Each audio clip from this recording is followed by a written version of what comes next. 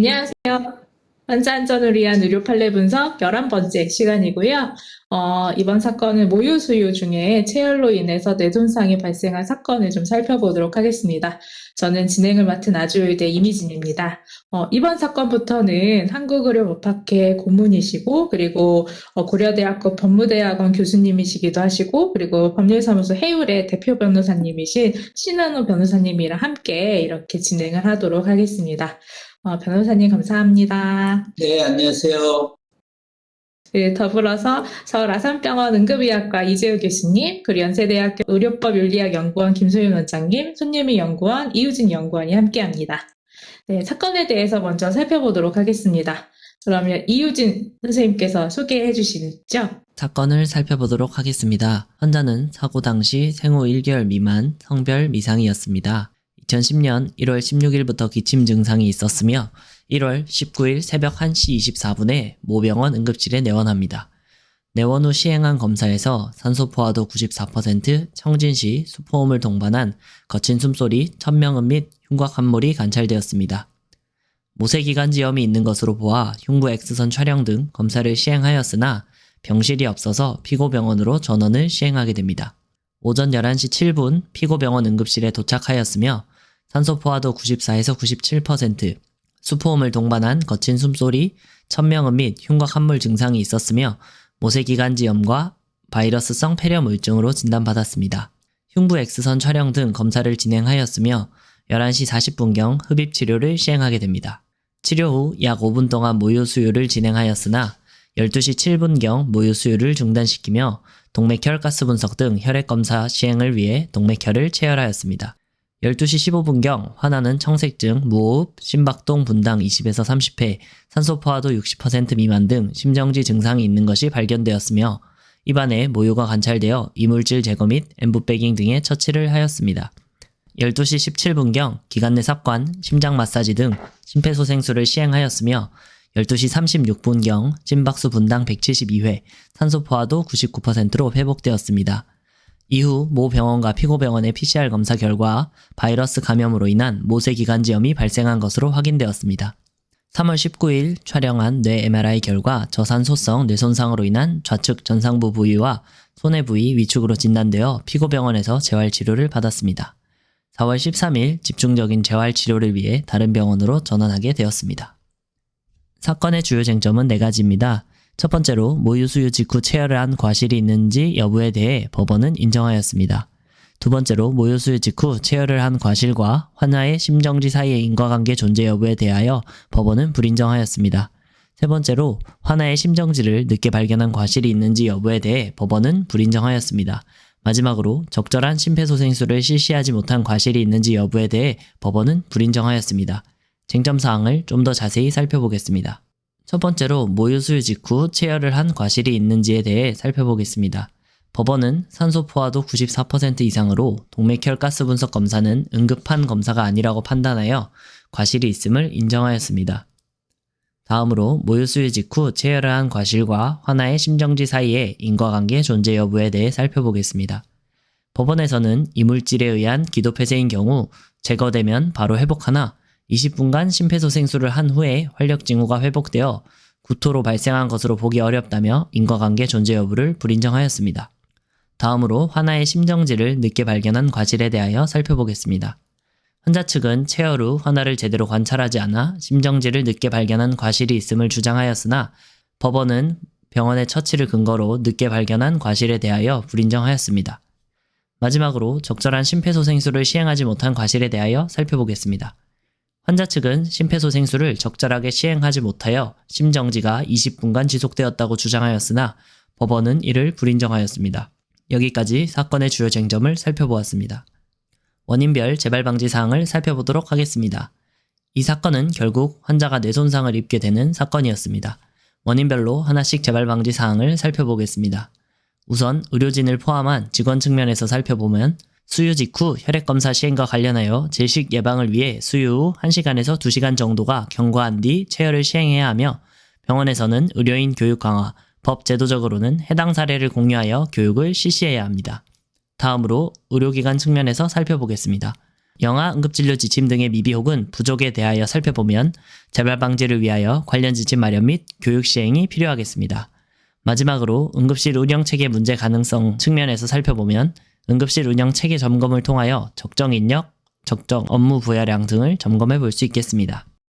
게 지금 뭐 법원에서도 좀 인정한 부분이기는 한데 그 1월 19일 날 11시 40분에 이렇게 모유 수유를 하고 있는데 중단시키고 이렇게 체열을 한 거 자체가 이제 과실로 인정이 됐는데 이게 꼭 정말 필요한 조치였나라는 게 좀 궁금해지더라고요. 그래서 혹시 이대호 교수님 말씀해 주실 수 있으실까요? 그 시작 전에 좀 어렵다고 말씀을 드렸는데, 네. 제가 영아나 이제 소아 환자를 진료를 안 해서, 사실 조금 상당히 저한테는 좀 어렵고요. 일단 응급실에서는 성인들 같은 경우에는 기본적으로 금식이거든요. 대부분 모든 검사들이 금식을 기본으로 하고 이제 검사들을 진행을 합니다. 근데 특히 이 경우는 이제 신생하고 모유수유가 좀 필요한 경우라서 모유수유를 했던 것 같은데, 지금 신생아의 경우에 이제 응급실에서 모유수유를 하는지가 사실은 조금 제가 확인을 못한 부분이 있고, 그리고 이 하나의 같은 경우는 지금 산소 포화도가 94% 때문에 뭐 응급실에서 동맥혈 산소 검사를 하는 게 응급이었냐 이렇게 이야기하는데, 환아가 천명음이라든지 호흡음이 거칠고 흉곽 함몰이 되고 이런 경우라면 검사를 하는 게 맞다고 저는 생각이 되고, 모유수유를 계속 하게 놔두는 것도 좀 아닌 것 같거든요. 이 검사를 딜레이를 시키는 게 맞느냐, 이것도 좀 쟁점이 될 수 있는 부분이라고 생각을 하거든요. 그럼 산소 변압 수치가 90%였으면은 검사를 해도 되는 거냐? 약간 조금 판단이 좀 애매모호한 부분이 좀 있습니다. 그럼 환자를 어느 정도 나빠졌을 때까지 기다려야 되느냐? 그래서 저한테는 이게 사례가 앞에 다른 사례들하고 좀 다르게 상당히 좀 판단하기 좀 어려운 부분이 좀 있고, 또 판례에서 이물질 부분에 구강 쪽에서는 뭐 있지만 이게 또 꼭 안으로 또 들어간 부분에 대해서는 또 인정하지 않는 부분이라든지 이런 부분들이 좀 있어서 판례 부분이 좀 모호한 부분이 좀 있거든요. 그래서 이 사례 부분이 사실은 소아 응급을 다룰 수 있는 분이라든지 다른 부분들의 의견도 좀 필요한 것 같고, 국내의 다른 어떤 가이드라인이나 이런 부분도 사실은 좀 모호한 부분이 있거든요. 근데 이 케이스에서 뭐 다른 걸 다 이제 떠나서 그렇게 급했냐 아니냐에 떠나서 이제 모유 수유를 하고 있는 중간에 이렇게 이제 검사를 했다. 이 부분이 어떻게 보면 또 이제 결국은 입안에 모유가 남아있게 돼서 여러 가지 문제가 된 것 같은데, 이제 어른의 경우도 만약에 식사를 안 하는 게 원칙인데 하고 계신다 그러면 이런 동맥혈 검사 되게 아픈 검사 아닙니까? 네. 그런 경우는 어떻게 하나요? 만약에 뭐 식사를 하고 계시는데 이제 빨리 검사를 해야 된다. 그러면 어떻게 응급실에서 그런 상황이 발생을 하나요? 응급실에서는 환자가 들어오면은 음식을 못 먹게 하는 거죠. 음식을 먹는다는 거는 응급실에서 검사를 해야 되는데, 네네. CT 같은 검사도 금식이 안 돼 있으면 CT 검사를 기본적으로 못 하는 거죠. 그러니까 음식을 먹다가 중단시킨 경우에는 이렇게 조금 엄마나 이제 의료인이 약간 센스가 있으면 아이가 정말 확실히 다 삼켰는지 한번 보고 그 다음에 검사를 해야 되는 게 맞지 않을까요? 그런 게 이제 기본이고요. 근데 만약에 CT 환자가 급한데 지금 검사를 해야 된다고 하면 검사를 하는 게 맞지 않겠습니까? 근데 이제 법원에서도 지금 이게 응급이냐, 네. 그런 이야기를 한 부분인데, 그러면 이 하나의 상태가 지금 그렇게 급한 거냐라고 이제 이야기를 하면서 이제 언급을 한 그지 않습니까? 네. 그러니까 근데 이제 지금 하나의 상태가 어느 정도 이제 나빠질 때까지 기다려야 되느냐 하는 부분도 이제 또 생각을 해봐야 되는데, 지금 하나의 상태가 나빠진 게 음식물 때문이냐, 이렇게 이제 법원을 판단했느냐 하면 또 그런 것도 또 아닌 것 같고, 이게 좀 모호한 판결이라는 생각이 좀 들거든요. 그래서 이거는 설사 이제 급하게 모유 수유를 하는 중에 중단시켜야 했다 하더라도 이제 확실하게 조금 정말 애가 정말 이제 좀 다 삼켰는지를 어느 정도, 왜냐면은 엄마들 애기 저도 키우진 않았어도 옆에서 보면 애가 먹으면 이제 트림하게 하고 그다음에 눕히고 뭐 이런 식의 것들이 예, 있거든요. 애가 뭘 먹었다라고 했을 때 다 삼켰는지 뭐가 없는지, 특히 이제 폐가 나쁜 애들의 경우에는 정말 입에 뭐가 있어서 기도로 들어가면 위험한데, 이제 동맥혈을 치열하고 굉장히 아프고 애가 울 수 있는 상황이라는 걸 엄마들이 알기 때문에 먹이다가 이걸 하게 되면 그 체열을 하기 전에 좀 조심을 해야 되는 그런 저희 차가 있어야 되는 게 아니었을까. 엄마도 그렇고 의료인도 그렇고 일단 저는 그 부분이 좀, 예, 그래서 법원이 신영기 인정한 게 아닐까. 말씀에 다 동의를 하는 거고요. 네. 예, 이게 문제는 이제 판례 자체가 지금 그러면은 이물질 때문에 지금 하나의 상태가 이제 나빠졌느냐라고 이제 판결이 났느냐 하면은 또 그런 것도 아니지 않습니까? 그러니까 그 심전지사의 인과관계는 불인정하기는 했고, 예, 그렇지만 이제 그 체열 자체가 이렇게 애 상태가 나빠지게 한 거와 이 체열을 한 거 자체의 과실은 또 인정을 한 부분이 있거든요. 약간 좀 예. 판결이 좀 제가 봤을 때는 좀 모호한 부분이 좀 체열을 했다고 다 심정지가 되는 건 아니지만 체열 자체가 이 시점에 필요했냐라는 부분은 적절하지 않았다, 이렇게 보는 것 같아요. 신현우 변호사님, 어떻게 예. 보세요? 이게 제가 지금 이런 판례 평석을 사실 거의 뭐 한 30년째 해가지고, 사실 이제 제일 많이 배웠던 것 중에 하나도 옛날에 우리 연대 보건대학원에서 이 판례 평석할 때 이제 배웠고, 또 지금 고대 법무대학원에서 하고들이 있는데요.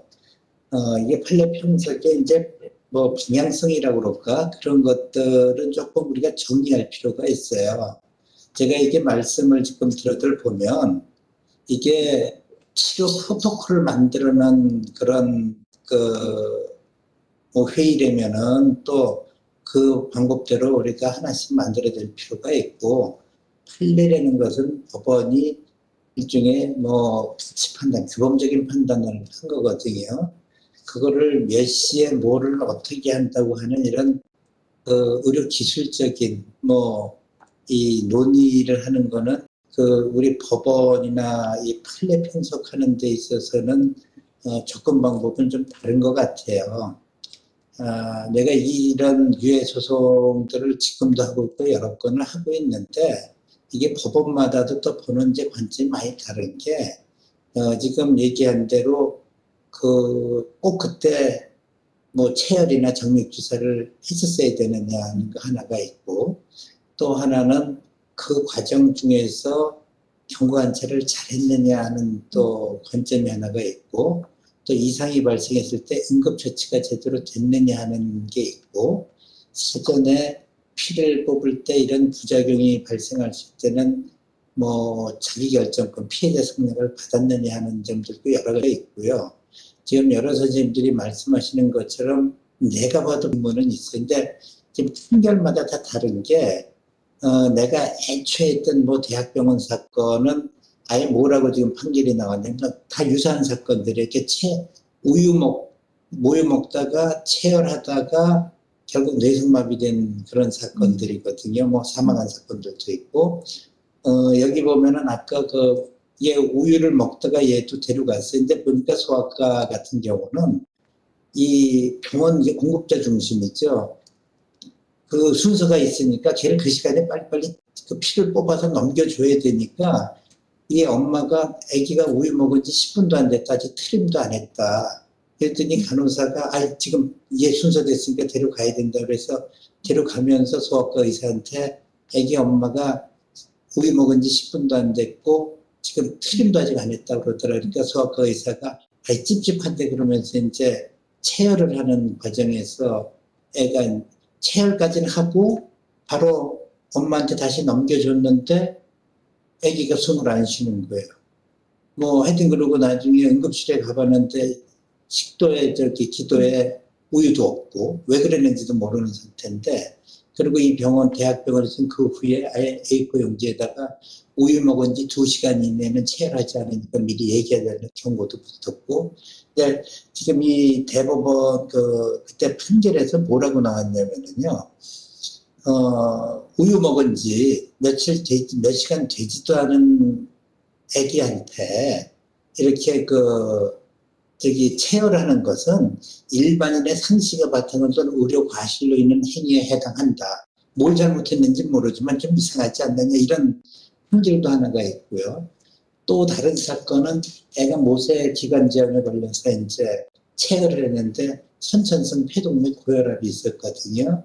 근데 여기서도 뭐 피 뽑은 과정은 별 문제를 또 안 삼고, 여기서는 아기가 선천성 심장병과 폐렴을 앓고 있는 상태인데 심하게 울지 않도록 각별히 주의해서 정맥 주사를 했어야 되는데 그걸 안 했기 때문에 결국 이쪽도 교감신경 자극이 되면서 폐동맥 고혈압이 악화돼서 결국 급사하게 됐다. 또 이렇게 또 판결이.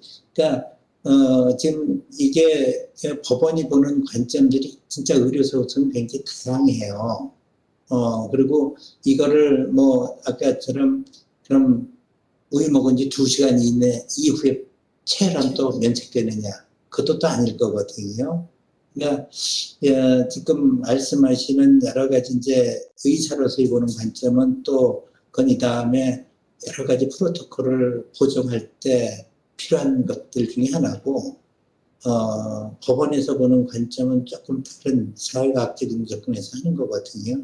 근데 뭐 결론적으로 제가 말씀드리면, 저도 사실관계를 보고 왜 이렇게 판결했는지 진짜 이해가 안 되고 헷갈리는 판결이 의료사고인 것 같아요. 의료 판결들.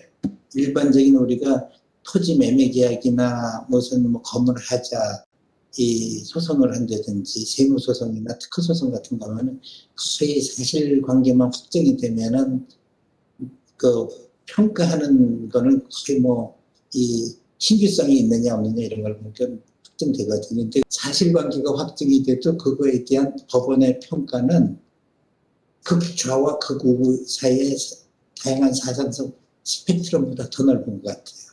이 사건 관련해서 혹시 이야기나 아니면 뭐 궁금하신 거나 그러신 게 있으실까요? 이 사건 자체에 대한 건 아니고, 이제 저희가 이거 판례 평석을 하면서 저희의 판례 평석의 어떤 방향은 이제 원인 분석과 그 원인의 재발을 방지하는 쪽에 대한 어떤 제도적인 제안이나 의료기관 내나 의료인이 고쳐야 될 거, 아니면 환자나 보호자가 고쳐야 될 게 뭘까, 이런 쪽으로 약간 초점이 맞춰져 있어서 일단 법원의 판결 자체는 일단 옳다고 보고, 그럼 우리가 어떻게 그 다음에 이런 재발 방지를 할 것인가에 좀 더 초점을 맞추고 있다는 말씀을 먼저 더 추가로 좀 드리고 싶습니다. 그러면 이 사건을 그럼 여기까지 다뤄볼까요? 네. 그러면 이번 사건은 여기까지 다루도록 하겠습니다. 감사합니다.